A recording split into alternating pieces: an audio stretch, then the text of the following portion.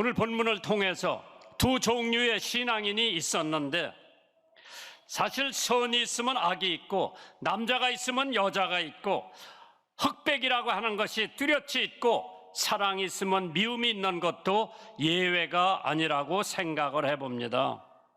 하나님을 믿는 이유가 여러 가지가 있을 텐데, 사람이 왜 하나님을 믿나? 좋으신 하나님이시니까 믿지요. 구원의 하나님이니까 믿지요. 사랑의 하나님이니까 믿지요. 능력의 하나님이요, 심판의 하나님이요, 용서의 하나님이요, 전지전능하신 하나님이시기 때문에 내가 하나님을 믿는다고 답변하는 사람들도 있을 겁니다. 독일 바젤에 저명한 철학자 프레드릭 니체라고 하는 사람이 있었어요. 그 니체라고 하는 사람은 기독교 문명은 퇴폐 문명이요, 노예 도덕의 창안이며 하나님은 죽었기 때문에 인간의 유일한 소망은 자기 자신에게 있다고 외친 사람이 프레드릭 니체라고 하는 사람이죠. 별거 아닌 것 같은 말이지만은 독일의 히틀러나 많은 반항적인 기질 가진 자들에게 큰 영향을 주었다고 하죠. 나치 철학자들과 작가들에게 이념과 사상을 심어준 결과가 되어 있기 때문에, 니체는 루터교회 목사의 아들이었는데 그는 종말은 비참했습니다. 신경쇠약과 눈의 장애를 일으킨 건강을 회복하기 위해서 여기저기 배회하면서 마지막에는 결정적인 정신병자가 되어 12년을 병약자 신세로 있다가 1900년 8월 25일 세상을 떠났습니다. 그 미친 짓의 영향은 지금도 완전히 사라지지를 않았는지 뉴욕 컬럼비아 대학 지하철 정거장 벽에 어떤 사람이 니체 왈 하나님은 죽었다 썼었어요. God is dead. 그런데 그 다음날 어떤 사람이 그 옆에다가 하나님이 가라사대 니체는 죽었다고 써놨습니다. 하나님께서는 우리를 눈동자같이 지켜주신다고 그랬죠. 신명기 32장 10절에 여호와께서 그를 황무지에서 짐승에 부르짖는 광야에서 만나시고 호위하시며 보호하시며 자기 눈동자같이 지켜주신다고 그랬어요. 어머니가 갓난아이를 사랑하는 것 같이 하나님은 우리를 사랑하신다고 그랬어요. 아버지가 아들을 사랑한 것 같이 하나님 아버지는 우리를 사랑하신다고 그랬고, 남자가 혼인한 여자를 사랑하는 것 같이 하나님은 우리를 사랑하신다고 그랬죠. 독수리가 그 새끼를 사랑하는 것 같이 하나님께서는 우리를 사랑하신다고 했습니다. 오늘 본문에 자기 행위를 의지하는 모든 사람들을 경고하는 비유로 말씀하셨습니다. 물론 주님께서 모든 사람이 기도를 해야 하는 필요성을 강조하신 교훈이라고도 할 수 있지만은, 오늘 본문에 나오는 두 사람의 두 종류의 신앙 상태, 두 종류의 기도 상태, 두 종류의 예배 상태가 오늘 본문에 있는 말씀입니다. 첫째, 자신만만한 바리새인의 신앙 자세가 예수님께서 언급하신 말씀입니다. 누가복음 18장 9절이에요. 또 자기를 의롭다고 믿고 다른 사람을 멸시하는 자들에게 비유로 말씀하셨다고 그랬어요. 자신을 최대 종교인이라고 믿는 사람들, 누가복음 18장 11절에 바리새인은 서서 따로 기도하여 가로되 하나님이여 나는 다른 사람들과 곧 토색, 불의, 간음하는 자들과 같지 아니하고 세리와도 같지 아니함을 감사하나이다. 이러한 신앙의 태도를 가지고 하나님 앞에 기도 나온 사람이 있어요. 어울리지 않는 신앙, 따로 서서 기도했다고 그러죠. 이 신앙은 여러 가지가 복합적이죠.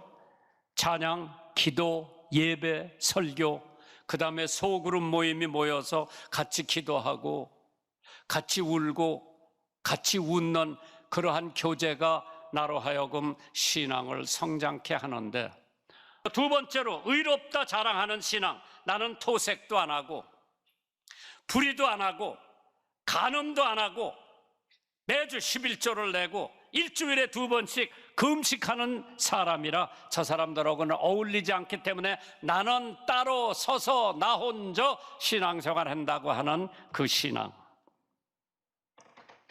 이 세상에 의인이라고 한 사람도 없다고 그랬어요. 모든 사람이 다 죄를 범했기 때문에 의인은 없으니 하나도 없다고 그랬어요.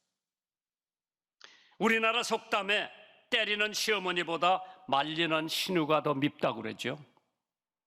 요한일서 3장 8절에 죄 짓는 자마다 마귀에 속한나니 마귀는 처음부터 범죄하며 하나님의 아들이 나타나신 것은 마귀의 일을 멸하러 오셨다고 그랬어요. 노자가 말하기를 발돋움을 하고 서 있으면 오래 못 서 있어요. 남과 비교하는 신앙은 금물입니다. 세리와도 같지 아니함을 감사하나이다. 믿음은 어디까지나 개인적이에요. 우리 어머니 아버지가 장로고 목사기 때문에 내가 무슨 천당 가는 건 아니죠. 신앙은 나 자신이 죄인임을 깨닫고 예수를 구주로 영접하는 그 순간부터 나는 신앙인이 되는 줄 믿으시기 바랍니다. 신앙의 기준을 무엇 비교합니까? 어떤 사람은 11조, 어떤 사람은 교회 출석, 어떤 사람은 성경을 많이 보는 거, 어떤 사람은 새벽기도 나오는 거, 어떤 사람은 봉사를 하는 거. 그건 다 외형적이에요. 그러나 하나님은 우리의 중심을 보신다고 그랬어. 나는 목사로서 외형을 보기 때문에 실수도 많이 하죠. 그러나 하나님은 우리의 중심을 보신다고 그랬어. 외형적인 것보다 히브리서 12장 2절에 믿음의 주여 또 온전케 하시는 이인 예수를 바라보라고 그랬죠. 해바라기가 무엇만 바라봐요? 해만 바라보는 거예요. 해가 지면은 해바라기는 고개를 푹 숙이고 좌절되어 있는 상태예요.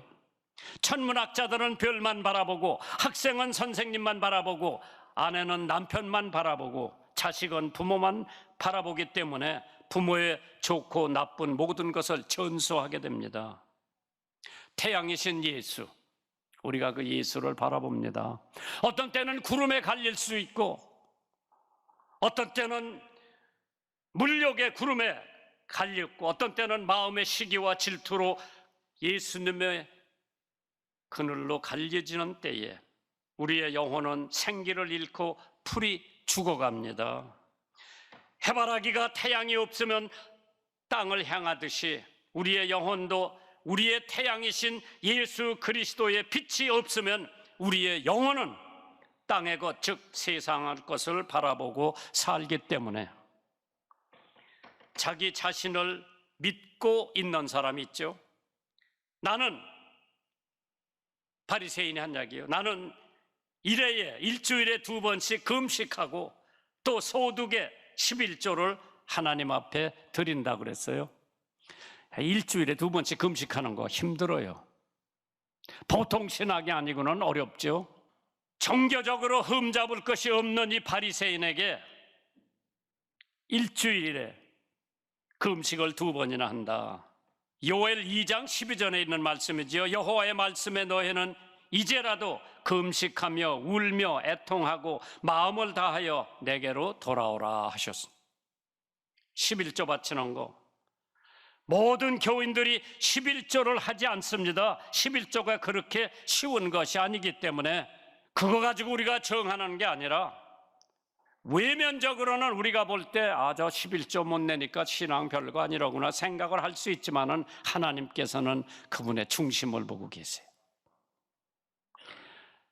과부가 랩돈, 2랩돈, 화폐 단위에서 제일 적은 단위요. 그거를 헌금함에 넣었을 때 예수님께서 제자들에게 저 여자는 자기 생활의 전부를 바쳤다고 그랬어요. 만군의 여호와여, 그가 이르시되 너의 온전한 11조를 창고에 들여 나의 집에 양식이 있게 하고 그것으로 나를 시험하여 내가 하늘 문을 열고 너에게 복을 쌓을 곳이 없도록 붙지 아니하나 보라 그랬어요. 그게 11조. 바리새인이 자기를 과대평가하면서 남을 경시하게 되죠. 자기를 과대평가하면 남을 업신여기는 게 대부분이죠. 누가복음 18장 9절이요. 또 자기를 의롭다 믿고 다른 사람을 멸시하는 자들에게 이 비유로 말씀하셨다고 그랬죠. 다른 사람들을 멸시한다. 성경에 보니까 남을 나보다 낮게 여기라고 그랬어요. 빌보서 2장 3절에 아무 일에든지 다툼이나 허용으로 하지 말고 오직 겸손한 마음으로 각각 자기보다 남을 낮게 여기라고 그랬어요. 하나님을 믿을 필요성을 못 느끼는 사람들, 다만 형식적인 생활만을 가지고 자기 신앙을 평가하는 사람, 스스로 깨끗한 자로 여기면 오히려 그 더러운 것을 씻지 아니하는 무리가 있다고 했습니다. 남의 허물만 보고 나는 깨끗하다고 생각하는 사람. 위대한 화가 미켈란젤로가 한 파티에 초청을 받았대요. 그 파티에 참석한 사람들이 남 흉보는 일에 열을 올리고 있었어요. 근데 미켈란젤로는 아무 소리 안 하더라고요.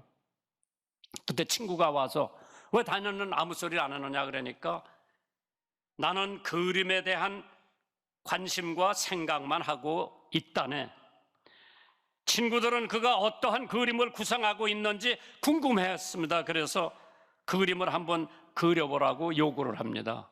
캔버스에다가 미켈란젤로가 하얀 색으로 그 그림 거기다가 그냥 하얀 거로 다 칠해놨어.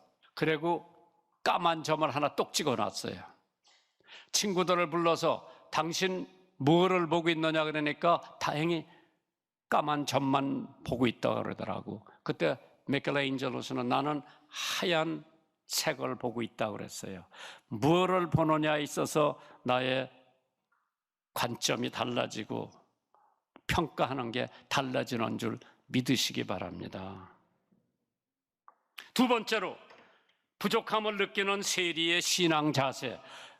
바리새인의 신앙 자세를 우리가 생각했죠. 세리는 어떠한 신앙의 자세를 가지고 있나? 누가복음 18장 13절에 세리는 멀리 서서 감히 눈을 들어 하늘을 우러러보지 못하고 다만 가슴을 치면서 가로되 하나님이여 불쌍히 여기소서 나는 죄인으로소이다 하였느니라.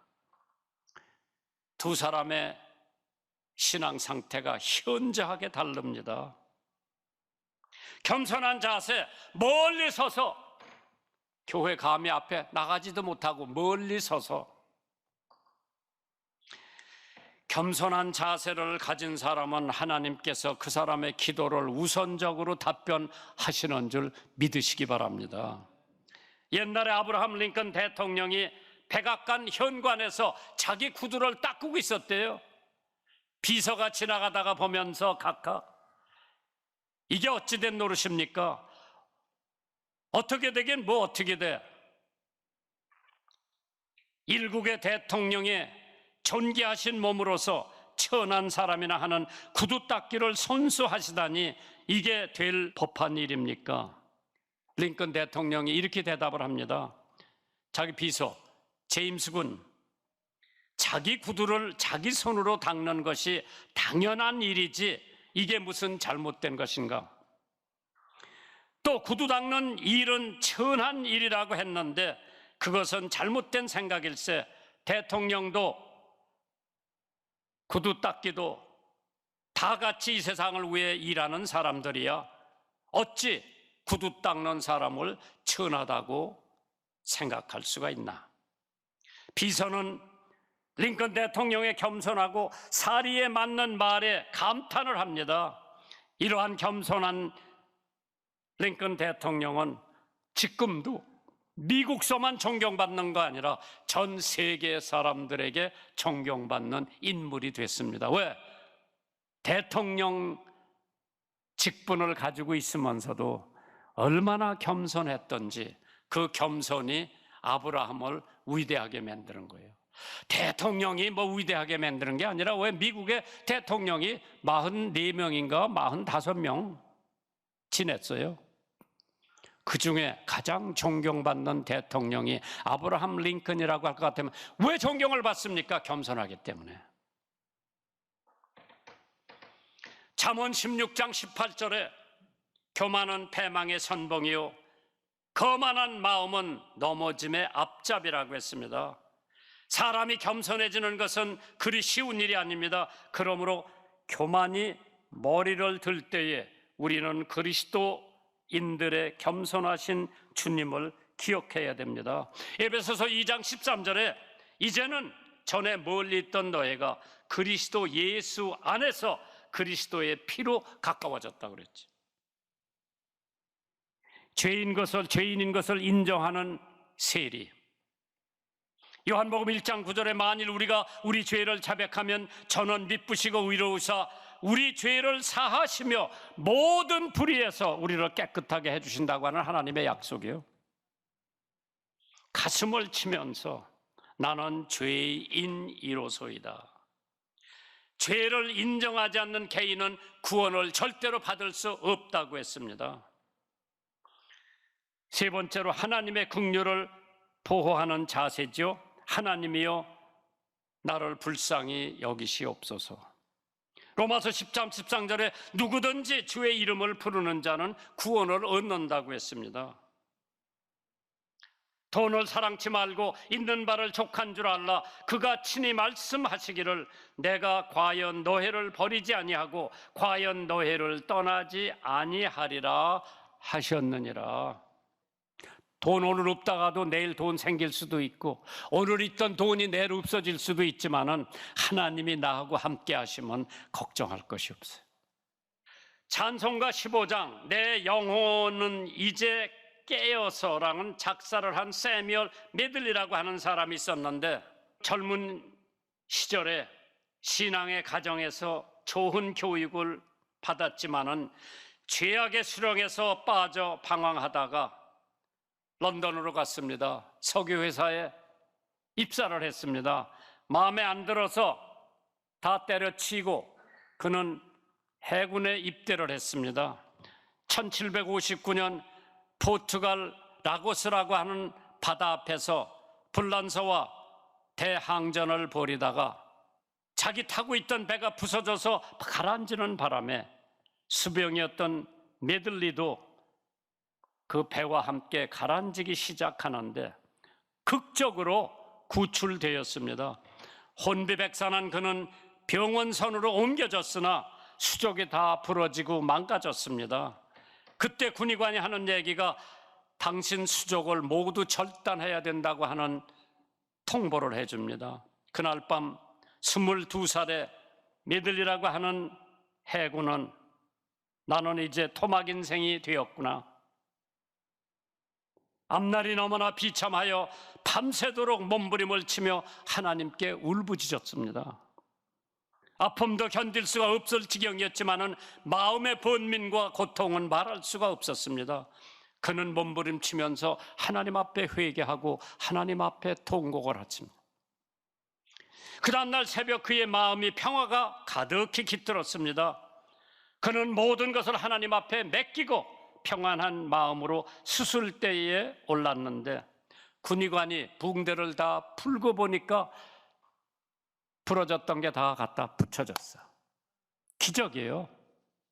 하나님 앞에 전날 밤에 열심히 눈물 흘려 회개하고 나니까 하나님께서 그를 불쌍히 여겨 부러졌던 다리를 다 붙여주셨어. 군의관이 수술을 안 해도 되고 다리를 자르지 않아도 된다고 하면서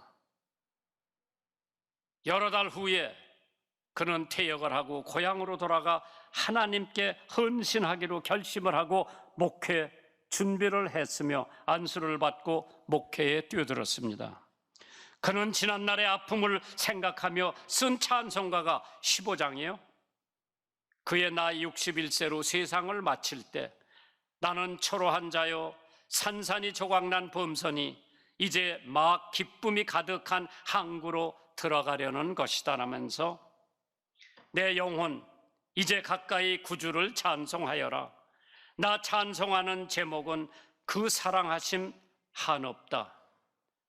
나 죄에 빠질 때 보시고 이처럼 사랑하셔서 죄에서 건져내시니 그 사랑하심 크도다. 이 세상 근심 걱정 인의 길을 가로막을 때 주 나를 인도하시니 그 사랑 강하다. 마지막 구절에 큰 구름같이 고생이 날 둘러 애워쌀 때에 주 나와 같이 하시니 그 사랑하심 한없다. 사랑하심 그 사랑하심 한없다는 찬송가를 우리들에게 남겨놓고 세상을 떠났습니다. 시편 36편 7절에 하나님이여 주의 사랑하심이 인자하심이 어찌 그리 보배로우신지요. 인생이 주의 날개 그늘 아래 피하나이다. 세 번째로 이 두 사람을 예수님이 어떻게 판단하셨어요? 누가복음 18장 14절에 내가 너에게 이르노니 이 사람이 저 사람보다 의롭다 하심을 받고 집에 내려갔는지라. 무릇 자기를 높이는 자는 낮아지고 자기를 낮추는 자는 높아지리라 하시니라. 이것이 예수님의 판단 기준이었어요. 의롭다는 기준을 예수님께서 설치해 놓으셨어요. 이 사람이 누구요? 세일이죠. 저 사람이 누구요? 바리새인이요. 의롭다 하심을 받고 집에 내려갔느니라. 세리가 바리새인보다 일주일에 2번씩 금식을 하고 11조를 내고 간음하거나 도색하는 사람하고 같이 하지 않고 이 세리와도 같지 않은 것을 감사했던 바리새인보다는 가슴을 치고 하나님 앞에 회개하는 세리가 하나님 앞에 의롭다함을 받고 집에 돌아갔다고 그랬어요. 여러분과 나는 다 세리와 같이 가슴을 치면서 통곡하면서 하나님 앞에 용서를 구할 때에 그 거룩한 바리새인보다 하나님께서 나를 의롭다 하시고 집에 보내셨다고 했죠. 우리 목사들이 이런 많은 오류를 범하기가 쉽죠. 외형적으로 사람을 평하기 때문에. 그러나 하나님을 중심을 보시기 때문에 낮아지면 높아진다고 하는 비결을 예수님께서 이미 성립해 놓으셨어요. 자기를 높이는 자는 낮아지고 낮추는 자는 높아진다고 그랬죠. 야고보서 6장 4절에 그러나 더욱 큰 은혜를 주시나니 큰 애가 뭐예요? 하나님은 교만한 자를 물리치시고 겸손한 자에게 은혜를 주신다고 했기 때문에 그 큰 은혜가 겸손이에요. 겸손한 자는 하나님의 큰 은혜를 받는다고 그랬어요. 하나님께서 만세전에 우주를 창조하시고 거기다 사람을 창조하셨는데 이 사람이 죄를 범해가지고 그 후손들은 다 죄를 졌기 때문에 하나님하고 적이 됐어. 하나님과 사람 간에 같이 맺어줄 사람은 예수 그리스도 한 분밖에 안 계세요. 그분이 나를 하나님과 중매해 주셔서 내가 죄사함을 받고 하나님의 자녀가 됐어요. 하나님께서 오늘 두 사람을 놓고 비유로 말씀하셨을 때 바리새인 그룹이 있고 세리의 그룹이 있다. 여기 나오는 모든 여러분들은 세리에 속하는 사람들이 되기를 주님의 이름으로 축원합니다.